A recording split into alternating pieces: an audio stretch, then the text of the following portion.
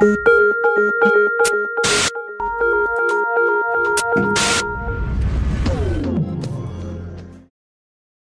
I thought I'd do is I'd touch on both sides of the portfolio to give you some insights, but basically my talk today is centred around disruption. And disruption from a media perspective, obviously in the last year we've seen an enormous amount of disruption in the video space. We believe that is going to have incredible opportunity for us as a media company inside a telco. And then on the marketing front with disruption, I think a lot of people spend a lot of time talking about the disruption, but what I want to talk about is what always stays the same, regardless of any disruption you might face. So first of all, on the media side, I believe we're in the midst of one of the most disruptive but opportunity-rich times in Australian television history. I think we'll look back in 10 years' time and go, wow, that was an interesting ride. So cord cutting has been hotly debated in the US for the last 10 years, and everyone's been waiting for the cord to get cut, but that hasn't necessarily happened. What we're actually seeing is pay TV stabilising around the world, and in some instances, it's on the rise. Customers really want to subscribe to a number of pay TV services, and they're putting SVOD on top of their content stack, whether or not that's a Hulu or a Netflix or various other over-the-top HBO Go, etc. In Australia, we're seeing a frenzy of SVOD services launch, and there is a rush to win subscribers. However, we believe that it isn't as much in the content service itself, but in the user experience that it delivers. What we will find is that customers will want someone to make sense of the clutter, and UX and recommendation engines will become as important as the content play itself. So we're all familiar with the disruption that we all face in marketing every single day, but what I want to separate is the difference between marketing disruption as it relates to the message the distribution of our messages and how that is changing, but what actually stays the same.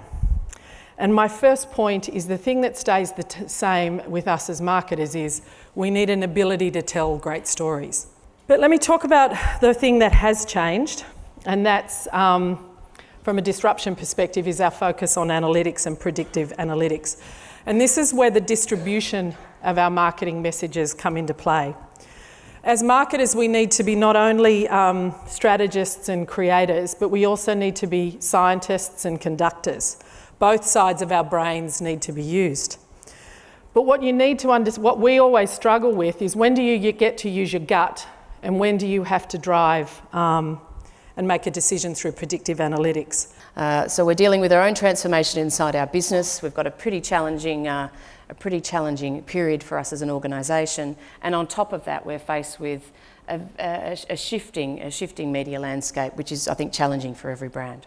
The other challenge for us during this period and over the last couple of years, and I have had a lot of people ask me this question around, you just vanished. Why? Why was there no brand advertising? Why was there no focus on marketing? Where was Qantas? We were being beaten up in the press. There was a lot of conversations that were going on a rational level. Why? Why didn't you engage? And look, I just wanted to talk about that a little bit because I think that's important in terms of our Qantas journey. We were faced with a very challenging proposition that we needed to keep the Australian public engaged, but the problem for us is that they were being engaged on a rational level.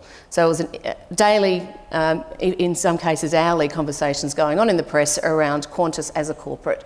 So Qantas being listed on the ASX, dealings that were going on from a management perspective as opposed to the dealings of a consumer brand and an airline. And we did battle with this quite a lot. There was a 12-month period where our focus from a marketing perspective and a brand perspective was really was very limited. We focused on retail, we had to sell seats, and that's where we put our money in order to continue to drive revenue. However, we knew there was always going to be the right time, and the right time to re-engage with the Australian public at an emotional level. We knew that we had to switch that conversation at some time, and the timing was very important for us, which is why we flicked the switch at the end of last year. a new campaign that we worked with Neil Lawrence on, which was all about reconnecting to Australia. We had a lot of cynics to begin with as well, from a content perspective. You're absolutely nuts. You've got a 2-minute film, who's going to watch it? Why have you even got a digital strategy? Why are you even looking at platforms beyond TV and cinema? No one's going to watch that.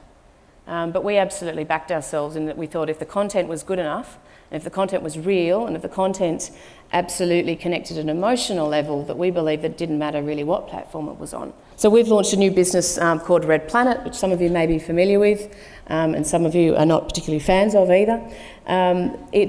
We believe that it's a great asset for our business. It's essentially integrating our media, our analytics and our research services all into one. And it's essentially taking our knowledge of the offline behaviours of our customers and combining it now with their online. A little bit of an example of how we're working with this. So we are providing this service to our customers, but ultimately we're also using it to really drive sales from a Qantas perspective. And we're having a significant uplift in the sales that we are running through this model.